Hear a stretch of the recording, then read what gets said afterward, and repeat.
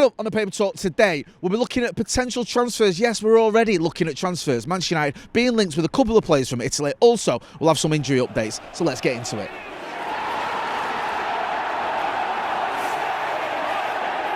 Jay here for Stretford Paddock. This is the Paper Talk. As you can see, I'm outside Old Trafford and the weather is okay, although I don't think it's spitting, get them in. Loads of stories to get through, but before we do so, make sure you are hitting like, share and subscribe. Let's get to 850,000 subscribers by the end of the season, and with your support, yes, we can get there. Now, obviously, we've had this massive gap between Manchester United games, between the West Ham game where we drew 1-0 and the next game, which is Goodison, Everton away, obviously, I think, which is next Monday. So this big gap, it's been the FA Cup weekend, United aren't taking part, so it's been a bit of a frustrating time, which means there's been some silly rumours regarding transfers and some rumours regarding transfers where you go, okay, there might be something in that. So we'll get into a few of the ones doing the rounds at the minute. Now, in terms of defenders, we've been linked with a couple of defenders. ESPN are running this, and they've been running this for a little while here.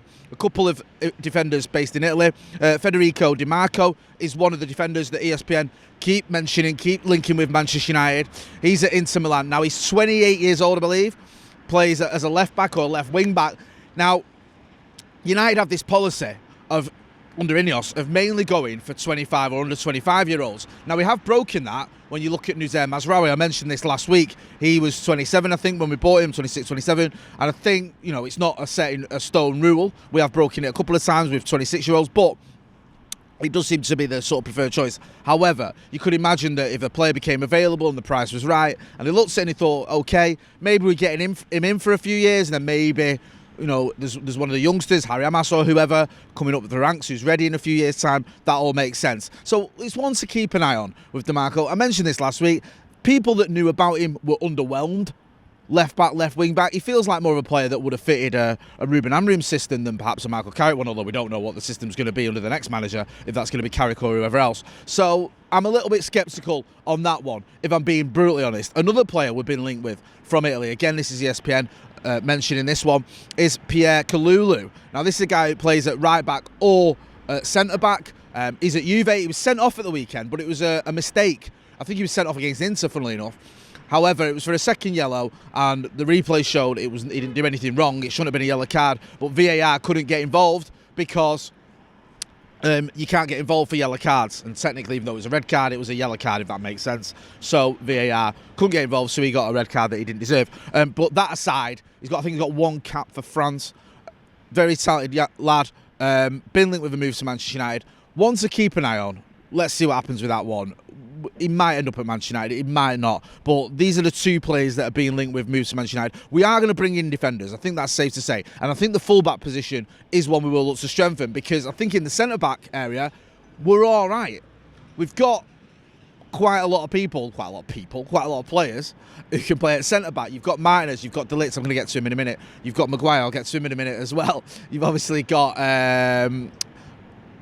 Lenny Yoro, Aiden Heaven, then you've got other younger players like Godwill Kakonke who are coming up as well. So you're looking like you're all right. However, part of the issue is you've got players that have had bad injury problems. One of those is Matthijs De Ligt. Now, the Evening Standard have done a little bit of an update on when he's going to be back, and it's sort of kind of just following on from what Michael Carrick said. He's not in first team training yet, so he's not likely to be back for the Everton game. Maybe he'll be back for, maybe it's the Palace game, I think early March. Even that's looking doubtful, though. And this is really worrying me, this, with Matthijs De Ligt, because he got injured, or he last played on the 30th of November, I think, against Crystal Palace. Now, he picked up a knock, and we were told it wasn't serious. And now we're almost, December, January, February, going into 3 months on, and there's still no sign of him. Now, we hear it's his back, which can be always tricky. You know, all bets are off when it comes to your back, as they say in The Sopranos. But this was a problem that De Ligt had when he was at Bayern Munich.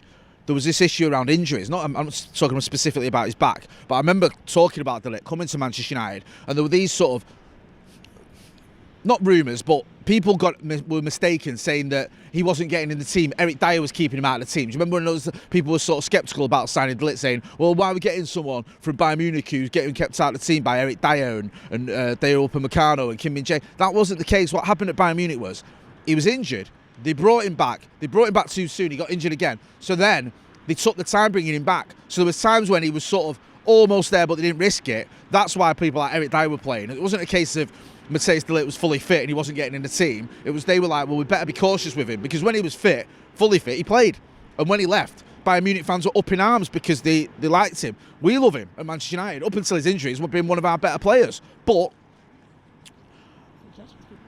when you look at the injury, when you look at the fact that he's only been here, 2 seasons, and he's spending half of 1 season out, that is troubling. Now, hopefully, and I say hopefully, he can get back to full fitness, because I think when he is fully fit, there's a real conversation to be had about whether it's him or Harry Maguire in the team. If it's up to me, I'd probably go with him over Harry Maguire. Some people may disagree, because Harry Maguire's done very well since he come back into the team. There are some reports as well doing the rounds in various outlets, I think Sky are running this, that the players are keen to see Harry Maguire sign a contract extension. The Manchester United players want to see Harry Maguire stay. Now, if you've got Matthijs De Ligt, who's injured a lot, you've got Lisandro Martinez, who's had his injury problems, do you need to keep Harry Maguire? We've spoken a lot about this on the channel, and I think you do. I think the best thing for Manchester United was let's try again, that's not even remotely a sentence, what? Would to give Harry Maguire a 1-year deal. Now, the only sort of fly in the ointment I can see, if you do that, is Harry Maguire going to get offered a longer-term deal elsewhere? Because there's lots of clubs that will be watching Harry Maguire and going, look, he's playing really well at Manchester United. He's helped get them into the top 4. Can he come and do a job here? He was linked in the summer, I think it was, with West Ham. Hello, is that West Ham? Maybe they'll look at him again if, and it's a big if, Thomas Tuchel decides to take Harry Maguire to the World Cup, because he's mentioned the fact that he's on his radar and he has a good World Cup. Other clubs might be looking at him then as well if we haven't got him tied down before that. So United need to sort of decide what we're going to do. We need to try and get Harry Maguire, in my opinion, signed to a new 1-year extension. I don't think it should be longer than that. I think that would be a bit of a stretch. But if we can get him to put pen to paper on a 1-year deal, I would be all for that. Don't forget to check out the merchandise. There's a link in the description. Big thank you to everyone supporting the channel by buying our merchandise. You're not just supporting the channel, you're getting some top quality stuff as well. Get involved in the chat and the comments and let us know what you think, because there's a bit of a strange situation that Manchester United find ourselves in at the minute, because you've got players that you look at, someone like De Ligt, where you go, yeah, he's fantastic when he plays, but he's injured. I don't say injury prone, but he's injured. Then you've got Harry Maguire, who's had his problems at United, been a little bit up and down in spells, but overall, I think he's been a very, very good player for Manchester United and a good signing, even at 80 million quid. Another player we're waiting to hear what's going to happen with is Mason Mount.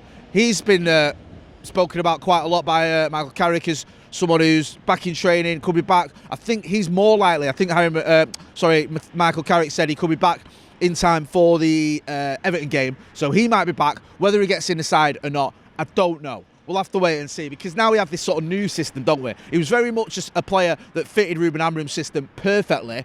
Is that the case with the Michael Carrick system? Maybe, maybe not. He did quite well when he came on against Manchester City, and in my opinion scored a perfectly good goal that was disallowed, but it's not quite he's not quite the main man like he was under Ruben Amorim. So we'll have to wait and see. Patrick Dorgu, just on the injury update, he's a little while away yet. We're hoping, I think it's the Leeds game, that he's going to be back. I'm just going further back when we're talking about bringing in some fullbacks, the likes of Dimarco and potentially Kalulu. When you've got someone like Dorgu, who was a fullback but is now playing further up the pitch, maybe you do need to look at the fullback area. Maybe you do need to look at maybe strengthening there. We'll have to wait and see. Anyway, we're a long way from the transfer window. At the minute, we just need to get players that are injured back in the team, and we also need to sort of not bounce back from that West Ham result, because a draw at West Ham isn't the end of the world. I think it's been stated a little bit how disappointing that was, because we're on a great run. But I'm confident that we can get a win at Everton, and obviously, as the week gets on, we'll look towards that Everton game. But in the meantime, you've got the Paddock podcast coming up later on today. Loads of content coming up as well. We're going to have an Academy review. Finn's going to be talking about a big win for the Academy. We're going to be talking about that as well. Also, Macclesfield play Brentford tonight in the FA Cup. Macclesfield, obviously, they smashed it against Crystal Palace. Biggest upset in FA Cup history. They're playing Brentford tonight. The only reason I mention it is Demani Miller, ex-United player, who's a part of the channel as well, is going to be playing in that game, so we wish him well. Go and check out his channel with Ryan Hopper, More Than a Match. But yeah, if you can, watch that game tonight, because we'll be rooting for him. I'm going to leave it there. This has been the Paper Talk. I'm Jay Motti. Make sure you wrap up, because it does feel like it's getting colder, and thanks for watching.